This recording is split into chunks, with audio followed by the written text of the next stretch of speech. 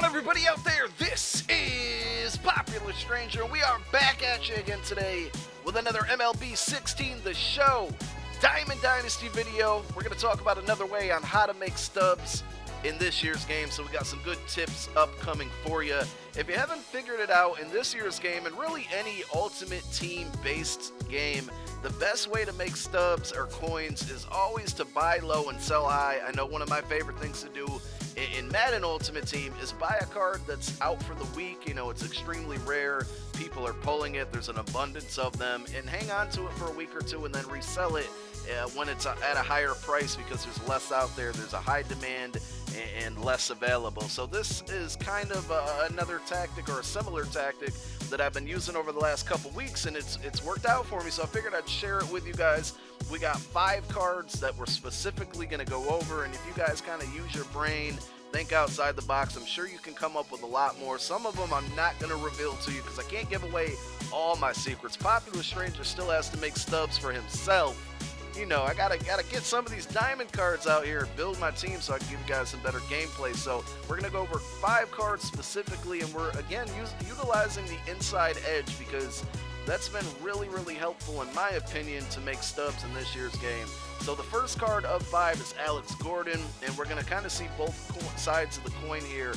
First 2 examples will be guys that are low right now, and that'll give you an idea or a mindset of what I'm thinking here. So Alex Gordon selling for 285 stubs. Right now, his base is an 84 overall. 2 things to keep in mind. All right, so number 1, his inside edge has him down to an 80, so he stinks right now. I mean, he's not that bad, but he's not that good either. So he's cheap right now. You can get him for 285 stubs. So we're just gonna put in a buy order. We'll up it a little bit and go on to 290 stubs. And we're going to put that in, so hopefully somebody will sell that card to us. If we go to completed orders, you can see somebody just sold me one for about 297 stubs before I started recording this video. So, you know, it works, and I usually like to put in 3 at a time. It really depends on how much you're willing to risk and invest, and, you know, how confident are you in this card going up in price. I've seen this card sell for 800 to 900 stubs when it's good, and he can get an inside edge, you know, boost up to 88, 89, maybe 90. And another thing to keep in mind is that he's an 84 silver right now, so he is borderline gold. I mean, he's 1 point away from being gold. So if he has a good week, a good month, you can see something like Kevin Kiermaier, who just went from an 84 to an 86 this week. His price went from about 500 stubs to about 2,000 stubs, so that's a really good profit.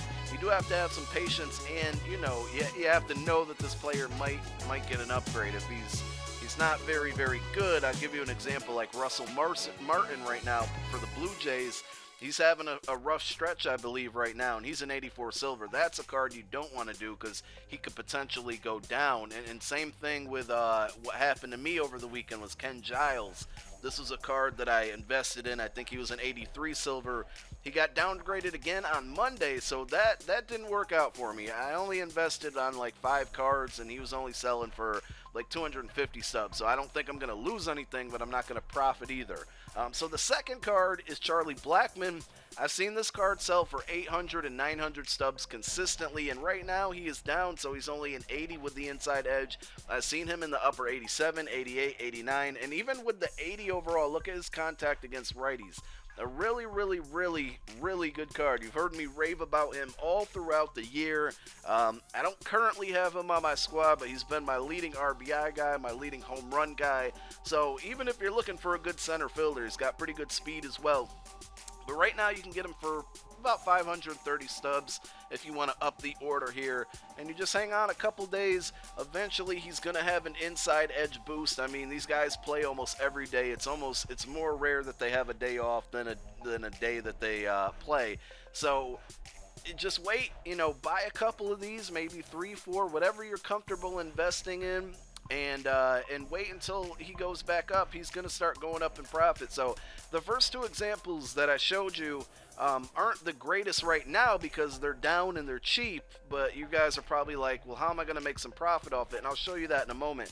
The third guy I'm going to go over is actually a pitcher, and I think I'm going to make a separate video dedicated on pitchers and some other ideas on how to make stubs. You guys can probably expect that over the weekend.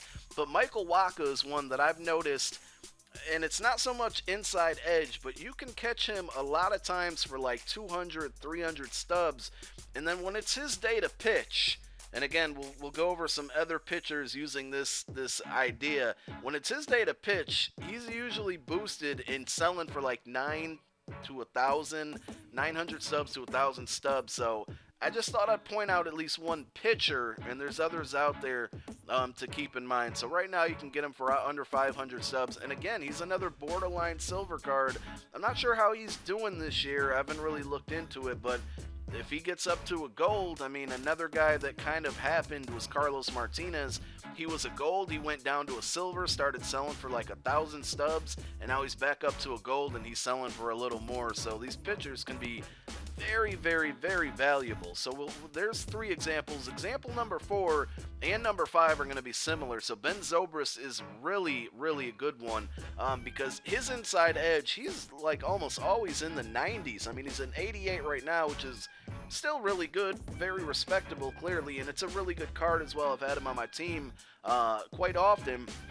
But I got a bunch of his cards, and these things are cheaper on the weekend too, so another thing to keep in mind. But I got a bunch of his cards over the weekend for like I think under 600 stubs, and even last night he was selling close to 1,200 stubs. You can see I sold one yesterday for $11.75. So if you can get this card for 600 stubs and sell it for $11.75, it's a 500 stub profit, maybe a little less with the tax. And I know it's not a ton when you say it out loud, but it's kind of a grind to make stubs in this year's game with the 5% to 10% tax increase, which really, really stinks to me, but we got to live with it.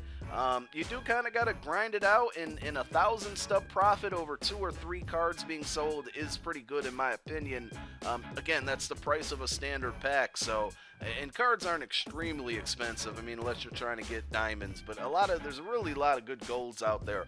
So Zobrist is a good one because his inside edge, he always is up in the 90s today in 88. And then the last card, the 5th card in my example, which I have a bunch of these that I'm going to sell, is Xander Bogaerts. In this one, my God, I got a ton of his cards over the weekend for under 500 stubs, and I was patient every day this week. He was under an 84, and I think he's having a pretty decent season, so he could also be a candidate to go up to gold eventually.